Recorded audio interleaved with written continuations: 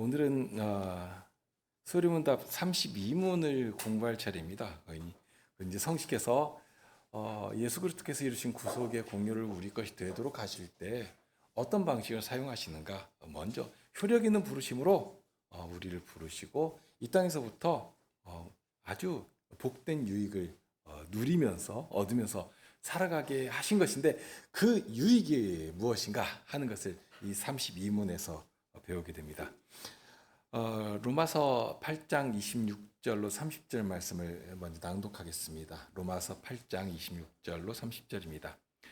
이와 같이 성신도 우리 연약함을 도우시나니 우리가 마땅히 빌 바를 알지 못하나 오직 성신이 말할 수 없는 탄식으로 우리를 위하여 친히 간구하시느니라. 마음을 감찰하시는 이가 성신의 생각을 아시나니 이는 성신이 하나님의 뜻대로 성도를 위하여 간구하심이니라. 우리가 알거니와 하나님을 사랑하는 자, 곧 그 뜻대로 부르심을 입은 자들에게는 모든 것이 합력하여 선을 이루느니라. 하나님이 미리 아신 자들로 또한 그 아들의 형상을 본받게 하기 위하여 미리 정하셨으니 이는 그로 많은 형제 중에서 맏아들이 되게 하심이니라.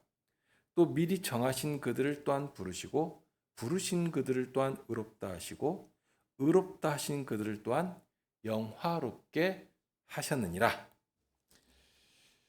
우리 함께 32문을 읽고 시작하실까요? 32문 문답 함께 읽겠습니다.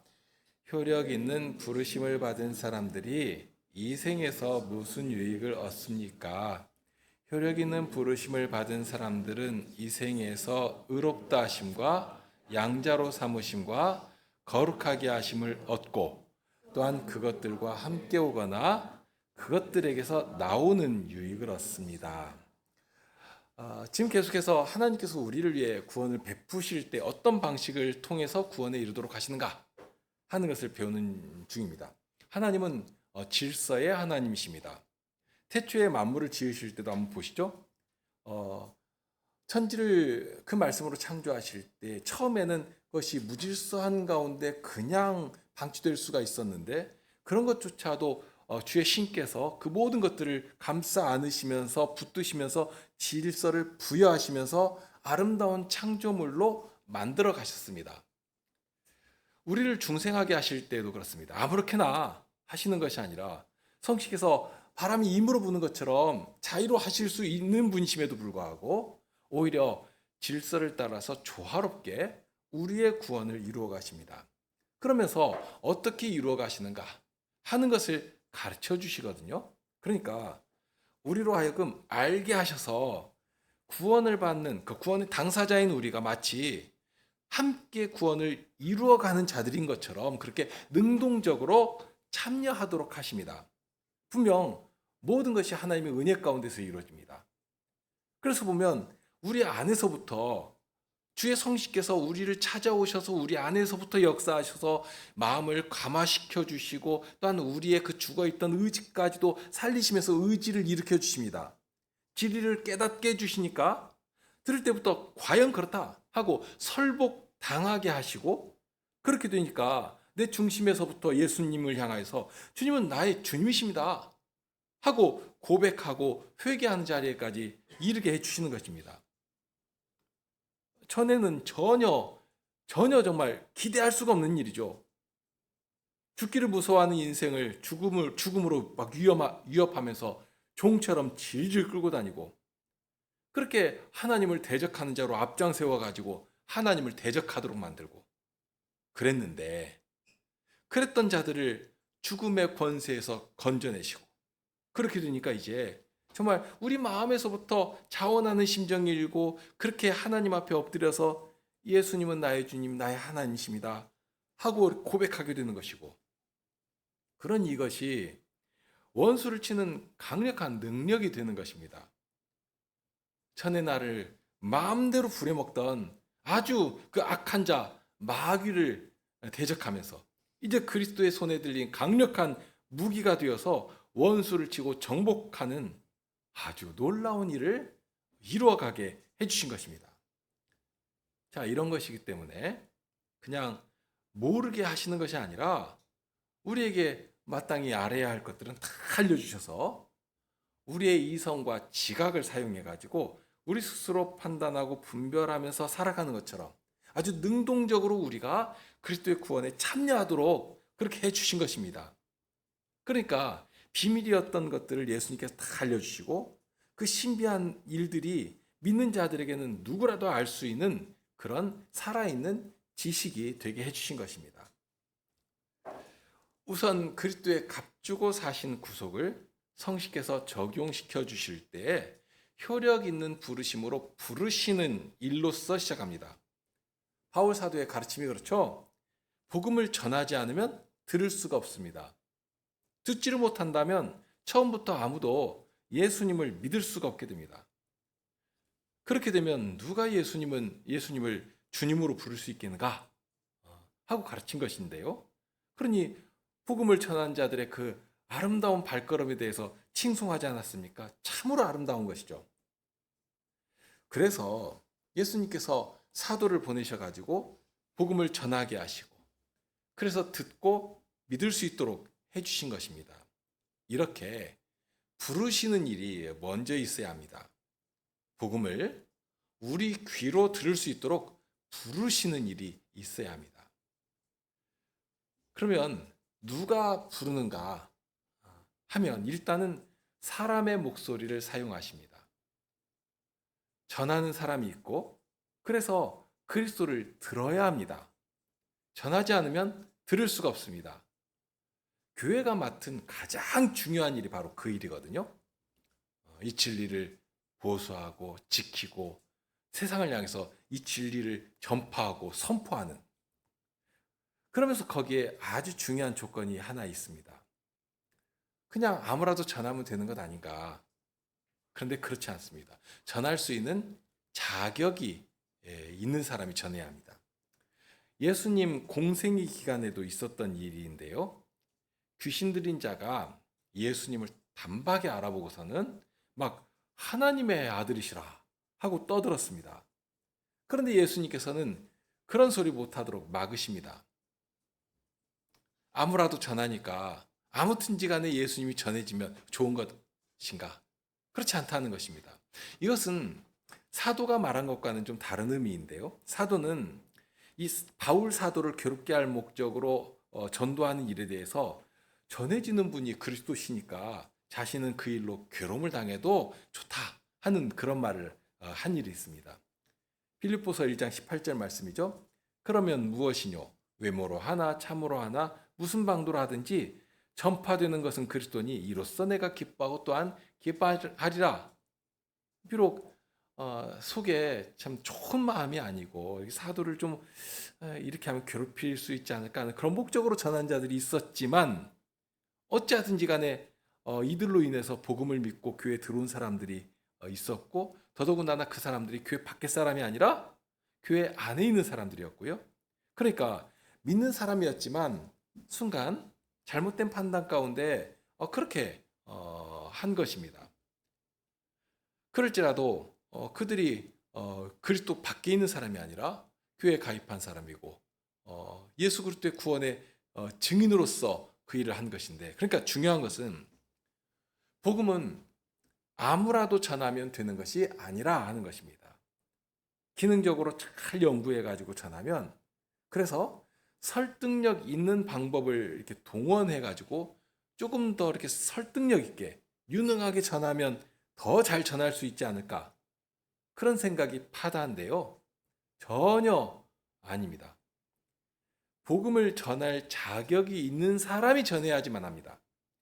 예수님께서 준비시키신 자들이 그렇습니다. 자격은 딱 하나인데요. 자신이 먼저 효력 있는 부르심으로 부르심받은 경험이 있어야 합니다. 달리 말하면 예수님을 믿는 사람이어야 합니다. 그러니까 여기까지 정리하면 우선 복음을 전하는 사람이 있고 그러니 전해지는 복음을 들어야 합니다. 그러면서 둘째로 자격 있는 자가 전할 때에 그 전해지는 복음을 성신께서 사용하셔가지고 효력 있게 쓰셔서 설복되도록 만드십니다. 성신께서 사용하셔서 설복시키시는 것입니다. 그러니까 두 가지가 다 중요한데요. 먼저는 복음을 전하는 일이 있어야 하고요. 그런데 그 일을 예수님께서 다 준비시켜 주십니다. 제자들을 준비시키실 때도 그랬습니다. 도마가 예수님의 부활하심을 의심하면서 다른 제자들이 우리가 부활하신 예수님을 배웠다고 그렇게 전해주어도 믿지를 않았습니다. 그랬죠? 내가 직접 손에 못자국을 보고 내가 직접 못자국에 손가락을 넣어보지 않고서는 내가 믿지 않겠노라고 그렇게 했는데, 예수님께서 그 다음 주일에 도마를 찾아가셔가지고 직접 보여주시면서 만지게 하시고 그래서 믿도록 하셨습니다. 그러면서 이런 말씀을 하시는데요. 네 손가락을 이리 내밀어 내 손을 보고 네 손을 내밀어 내 옆구리에 넣어보라. 그리하고 믿음 없는 자가 되지 말고 믿는 자가 되라 하고 하십니다. 그러니까 이 도마같이 뛰어나게 훈련받은 사람도 동일합니다. 먼저 믿는 자가 되지 못하면 예수님을 전할 자격 자체가 없는 것입니다. 도마 이후의 시대에는 특별히 이제 보지 못하고 믿는 시대가 열리게 됩니다. 도마부터가 그런 준비가 되어 있어야 하는데요. 준비는 다른 것이 아닙니다. 예수님을 직접 듣고 보고 배웠으니까 이제 예수님께서 하늘로 오르시면 다시 오실 때까지 아무도 직접 예수님을 눈으로 볼 수가 없습니다. 그러나 보지 못하니까 믿지 못하는 것이 아니라 새 시대의 특징은 보지 못하지만 믿을 수 있는, 베드로 사도가 전한 말씀이 그것 아닙니까? 예수를 너희가 보지 못하였으나 사랑하는도다. 이제도 보지 못하나 믿고 말할 수 없는 영광스러운 즐거움으로 기뻐하니 믿음의 결국 곧 영혼의 구원을 받음이라. 이것이 새 시대의 특징입니다. 본 것보다도 더 분명하게 알고 믿을 수 있는 시대가 오는 것입니다. 그 일을 위해서 예수님께서 우리 가운데 성신님을 보내신 것 아닙니까? 그러니 성신께서 하시는 사역의 중심에는 눈으로 보아서 믿는 것이 아니라 전해지는 말씀의 설복당에서 믿을 수 있도록 그 말씀을 직접 사용하신다. 그 말씀을 들고 찾아가셔서 그 마음을 흔들어 놓으시고 그 마음을 주님의 말씀 앞에 설복시키시는 일을 성신께서 하신다 하는 점입니다. 그러니까 첫째는 복음의 내용이신 그리스도를 알아야 합니다. 제자들이 직접 보고 직접 듣고 직접 배운 예수님을 사람이 알아들을 수 있는 언어로 전했습니다. 그 일을 예수님께서 이 땅에 계시면서 부활하신 후에도 준비하신 것이고요. 그러면서 하늘에 오르실 때 제자들에게 다 맡기시면서 분부하셨지 않습니까? 성신께서 오실 것인데 성신께서 너희에게 임하시면, 그러니까 복음이 전해질 때 전해지는 복음을 이 성신께서 사용하셔야 하는데 그 일을 위해서 성신께서 임하셔야 하는데, 그렇기 때문에 오직이라는 말로 강조를 하신 것입니다. 이 오직이라는 말은 반드시라는 말로 바꿔도 좋을 것입니다. 그러니까 성신께서 임하시는 일이 반드시 있어야지만 제자들이 맡은 일을 할 수가 있는 것인데, 그래서 성신님을 보내주실 것이니까 기다려라 하고 하신 것입니다. 그래서 성신이 너희에게 임하시면 너희가 권능을 받고 예루살렘과 온 유대와 사마리아와 땅끝까지 이르러 내 증인이 되리라 하고 아주 분명하게 말씀하셨습니다. 여기 권능을 받고, 이 권능이라는 말이 디나미스라고 하는 말인데요. 그만한 자격이 있을 뿐만이 아니라 이 권능이 있는 것을 말합니다. 그러니까 말만 있는 것이 아니라 정말로 그만한 능력을 주시면서 그런 자격을 주시니까 할 수 있게 되는 것을 말합니다.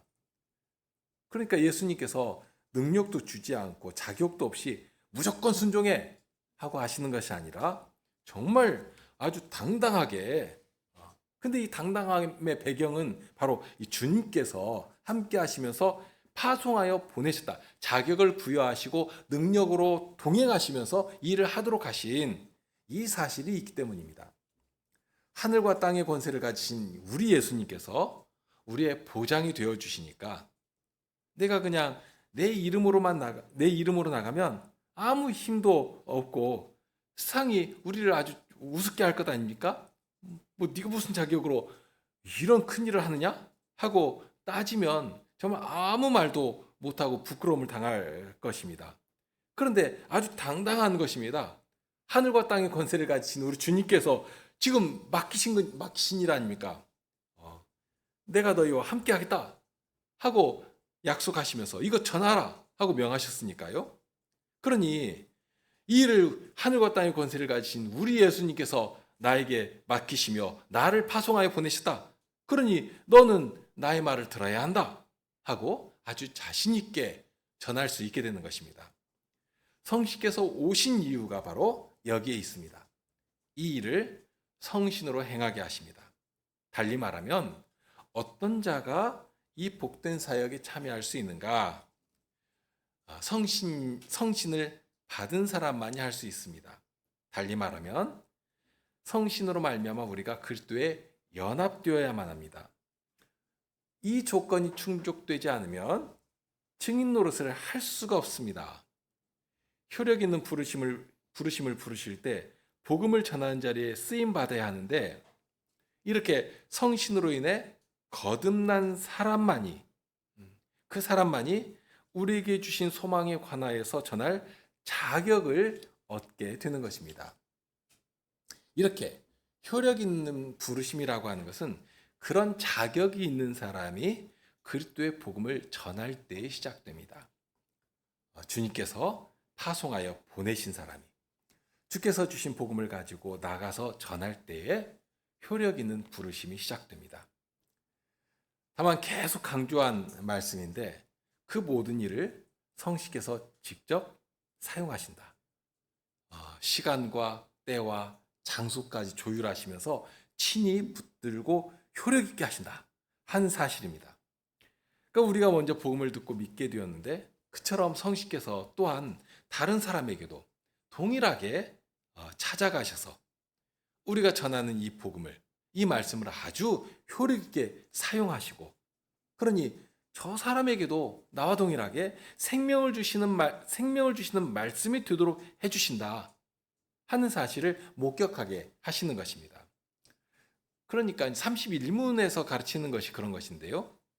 마지막에 보면 우리를 설복하여 믿게 하신다 하고 했습니다.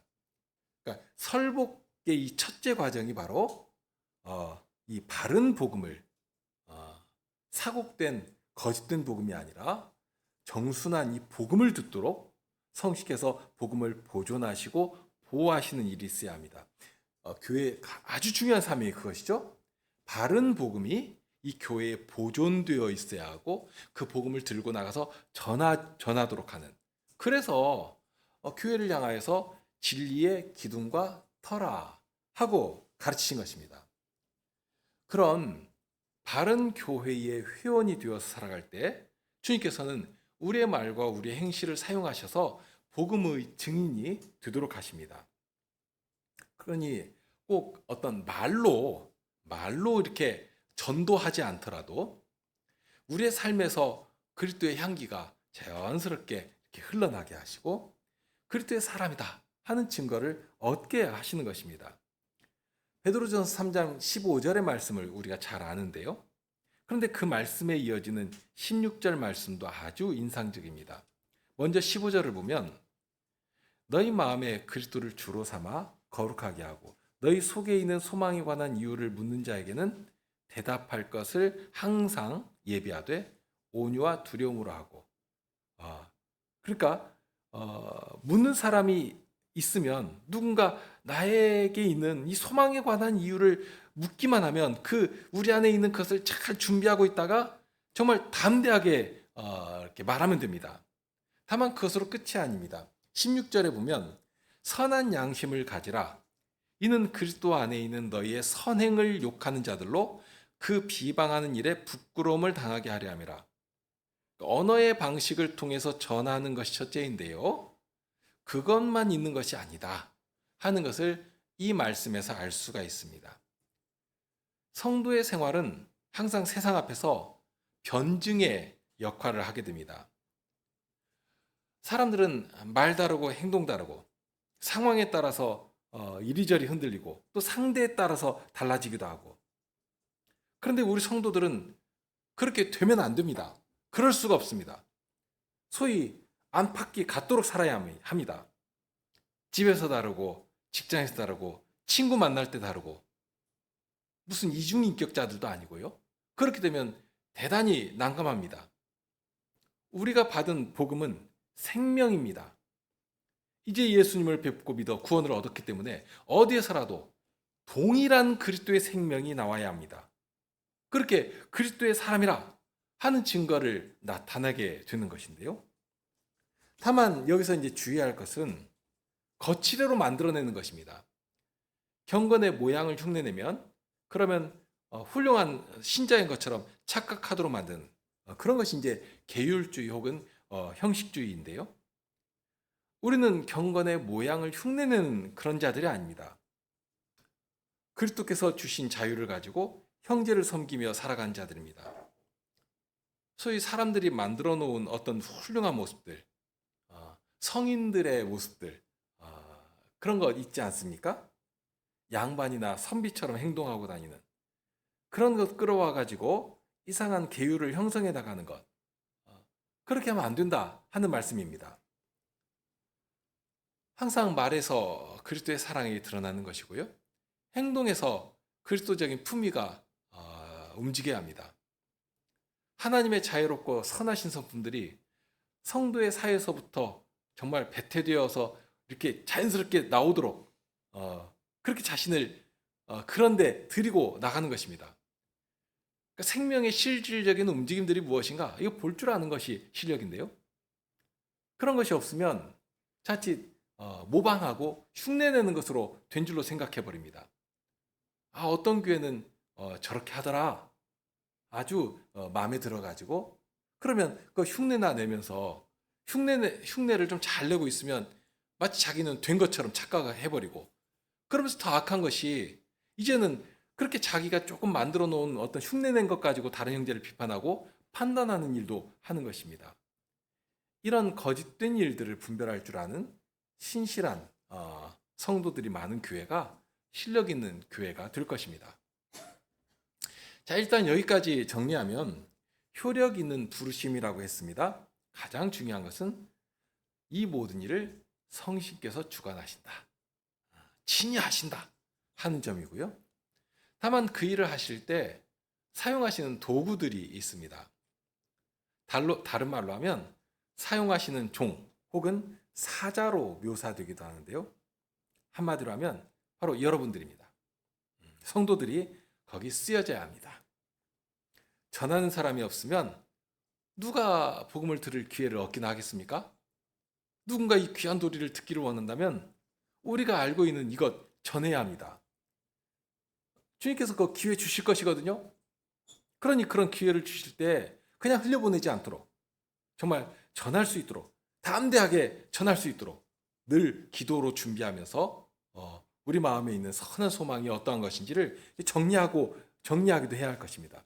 사도가 말씀한 것이 있지 않습니까? 때를 얻든지 못 얻든지입니다. 때를 얻든지 못 얻든지 이 말씀을 전파하는 일에 힘써야 할 것인데요. 이것이 우리에게 부여하신 아주 귀한 사명입니다.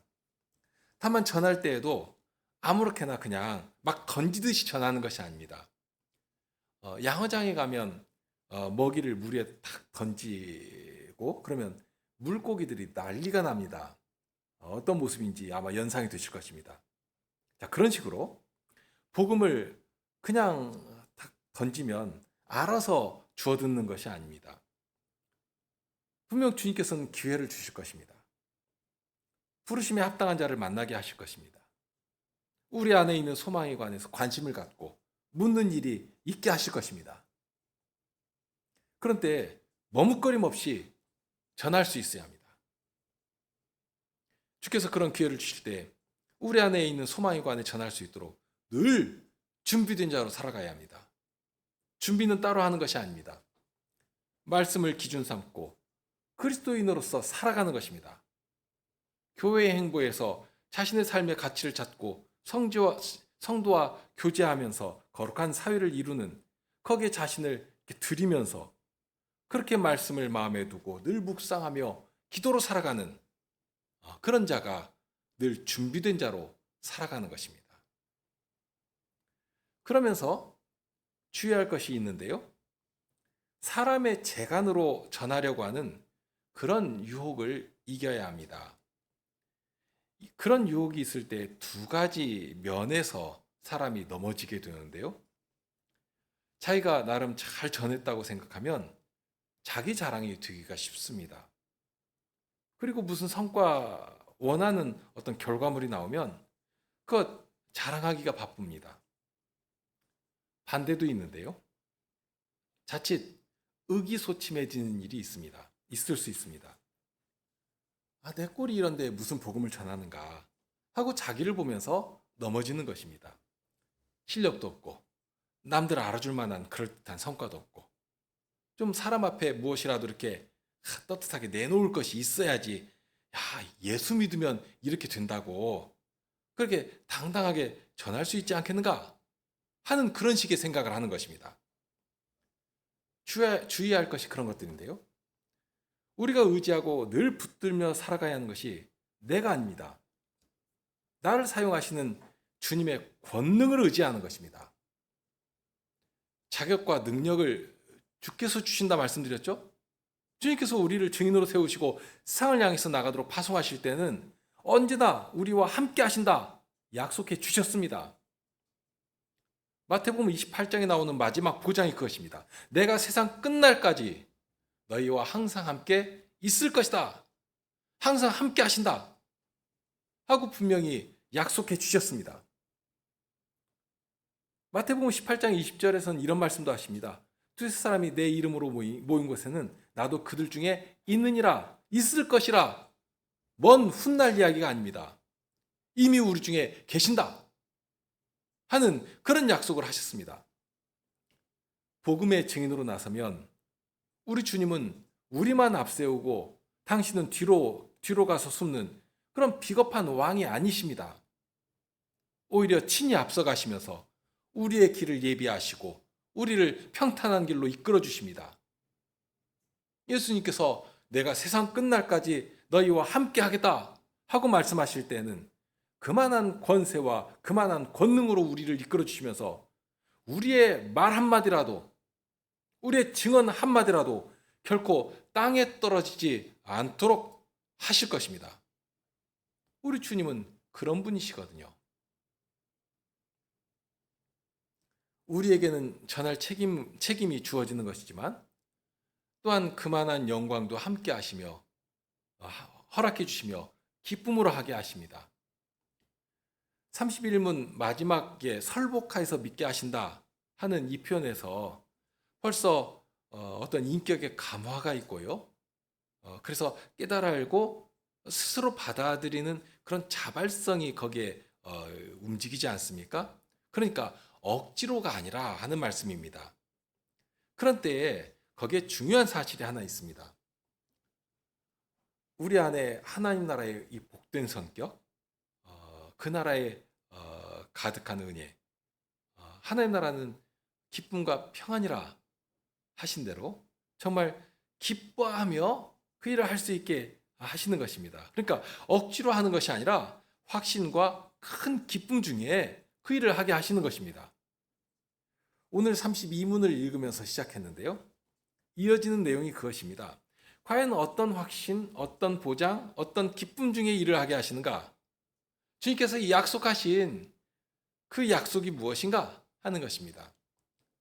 사도는 복음에 대해서 구원을 주시는 능력이라 하고 말씀했습니다. 또 데살로니가전서 1장 5절에 보면 우리 복음이 말로만 너희에게 이른 것이 아니라 오직 능력과 성신과 큰 확신으로 된 것이니 했습니다.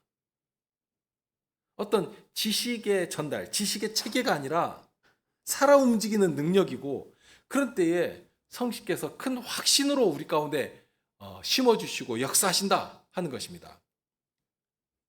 자칫 우리가 이 땅에서 복음의 증인으로 산다 하는 것을 고행과 고통이 점철된 그런 길로만 생각한 일이 있습니다.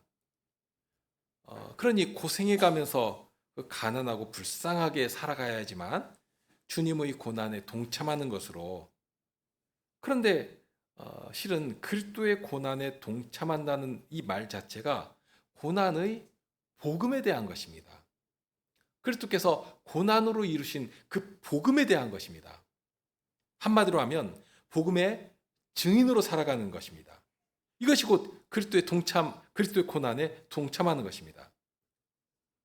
그런데 우리 주님께서는 복음의 증인으로 살아가는 성도들에게 마치 충성스럽게 일한 종에게 먼저 좋은 것으로 배부름을 얻게 하시고, 그래서 힘을 얻고 기쁨으로 주님을 쫓아 행하도록 그렇게 해주시는 것입니다. 이 땅에서부터 벌써 주님께서 주시는 그 분복을 우리가 누리면서 기꺼이 주님을 쫓아 살아가게 해주시는 것입니다. 그 내용을 32문이 가르치는데요. 질문부터가 그렇습니다. 효력 있는 부르심을 받은 사람들이 이 생에서 무슨 유익을 얻습니까? 하고 묻습니다. 이 질문에서 벌써 기대되는 것이 있는데요. 효력 있는 부르심을 받은 사람은 내세에서 죽어서 천당 가는 것, 그것만 기대하는 것이 아니라 이 땅에서부터 벌써 어떤 주님께서 예비하신 유익이 있다. 그 유익을 얻게 해주시는 것이구나 하고 기대하게 되는 것입니다. 거기서 가르치는 유익은 크게 4가지입니다. 그 중에 3가지는 이미 이루어진 일이고요. 나머지 하나는 계속해서 성취되는 유익에 대한 것입니다. 이미 이루어진 유익의 첫째는 의롭다 하심입니다. 둘째는 양자로 삼으심입니다. 그리고 3번째는 거룩하게 하심입니다. 이 3가지는 이미 우리에게 이루어진 유익에 대한 것입니다. 예수님께서 하신 말씀이 있습니다. 내가 저희에게 영생을 주노니 영원히 멸망치 아니할 터이요 또 저희를 내 손에서 빼앗을 자가 없느니라. 저희를 주신 내 아버지는 많이보다 크심에 아무도 아버지 손에서 빼앗을 수 없느니라. 예수 그리스도의 손에서 빼앗을 수 없듯이 아버지의 손에서도 빼앗을 수 없는데 어떻게 얻으신 생명이기에 누구에게 빼앗기시겠습니까? 아무도 빼앗을 수 없습니다. 하나님께서 한번 이렇다 하고 선언하시면, 의롭다, 거룩하다 하고 선언하시면 그냥 그런 것입니다. 마치 천지를 말씀으로 창조하시면서 있으라 하면 거기 존재했지 않습니까? 거기에 구찬 설명 필요합니까? 말씀하시면 있는 것입니다. 하나님께서 그렇다, 의롭다, 거룩하다, 하나님의 자녀라 하고 선언하시면 그냥 존재 자체가 그렇게 되는 것입니다. 그렇게 첫째가 의롭다 선언해 주신 것이고요. 둘째는 하나님의 자녀가 되게 해 주신 것이고요. 뿐만 아니라 하나님의 자녀답게 하나님을 닮아서 하나님의 거룩하심을 닮아서 거룩한 자들이 되게 해 주신 것입니다. 이것이 먼 훗날 이야기가 아니라 이미 우리의 것이 되도록 해 주시면서 이제 담대히 주님의 그 복된 사역에 참여할 수 있게 해주신 것입니다. 이것은 예수님께서 이루신 일이니까 이것 걱정할 것 없이 이제 앞으로 우리가 해야 할 일에 전념하면 됩니다. 어떻게 의롭게 될까? 어떻게 하나님의 자녀로 좀 인정받을까? 이거 걱정하고 있으면 어떻게 됩니까? 그러나 이것은 틀림없이 주님께서 이미 이루어주신 일이고 확정된 일입니다. 그러니 우리에게 맡기신 일을 바라보며 움직여 나가면 되는 것입니다. 이런 약속과 보장이 있으니까 그 안에서 나오는 많은 유익이 더불어 있고 그것을 알려주십니다. 33문부터는 이제 그러한 내용을 하나씩 살펴갈 것이거든요. 세상에서는 없는 큰 보장이고 선물입니다. 이런 내용을 아는 것이 우리의 힘이고 이런 진리가 우리를 자유케 하는 것입니다. 정말 자유는 이런 것이구나 하고 알게 하시는 것인데요. 오늘 로마서 8장 30절까지 읽었는데요. 그 마지막 부분 38절 이하를 읽고 마치겠습니다.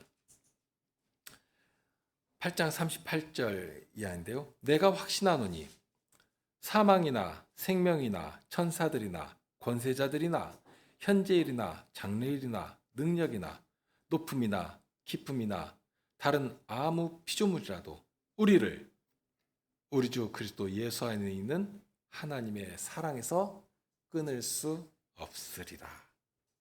그렇죠? 결코 끊을 수 없는 것입니다. 우리 함께 시편 찬송하실까요?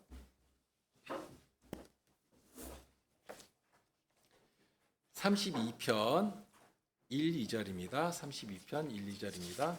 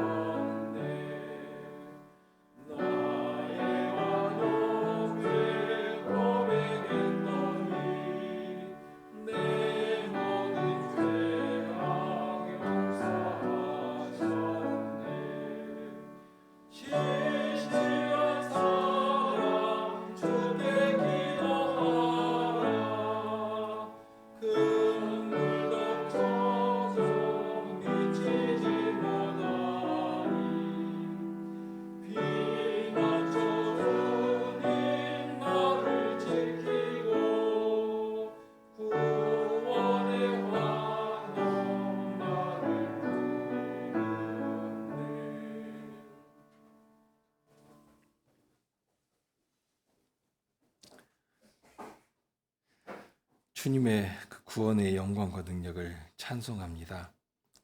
저희 스스로는 도저히 하나님의 거룩한 백성이 될 수 없고 주님 앞에 이를 자격을 얻을 수가 없고, 그런데 예수님께서 저희를 위해 모든 의를 이루시고 그 의를 저희 것이 되게 해주십니다. 그리할 때 저희가 감히 주님의 구원에 참여한 자들이 되게 하시고, 무엇보다 이 생명을 주시는 그 복음의 증인이 되어 주의 일을 멸하여 가시는 그 구원의 사역을 저희의 헌신된 삶을 통해 아버지께 바치며 그렇게 그리스도의 고난에 참여하는 자로 살아가게 하여 주십니다. 이 신비로운 주님의 부르심이 오늘도 있기에 진정 세상 앞에서 누구 앞에서라도 그리스도의 이 복음의 증인으로 살아가기를 소망하게 됩니다. 그러니 저희가 먼저 그 복음을 조차 죄의 일을 멸하여 가시는 주님의 어떠하심을 나타내는 그런 자들이 되게 하여 주옵소서. 세상을 쫓아 살아가는 일이 없게 하여 주시고 거짓된 일에 끌려다니지 않게 하여 주시고 육체의 욕망을 쫓아 인생을 허비하는 그런 자들이 되지 않게 하여 주옵소서. 주님의 은혜에 감사하며 진정 저희에게 이루기를 원하시는 그런 선한 일을 이루며 주님의 기쁨이 되며 세상을 향하여서 주님의 구원이처럼 복되고 영광스럽다 하는 증거를 능히 나타내며 전하는 저희가 되게 하여 주옵소서. 그 일을 주님께서 주장하여 주시고 늘 성신께서 말씀으로 저희를 찾아오셔서 그 말씀이 찾아오실 때 기쁨으로 순종하는 저희가 되게 하여 주옵소서. 그런 일에 훈련하며 그렇게 그리스도의 성품을 닮아가는 저희 언약 성도들이 되게 하여 주옵소서. 우리 주님 예수 그리스도 이름으로 기도합나이다. 아멘.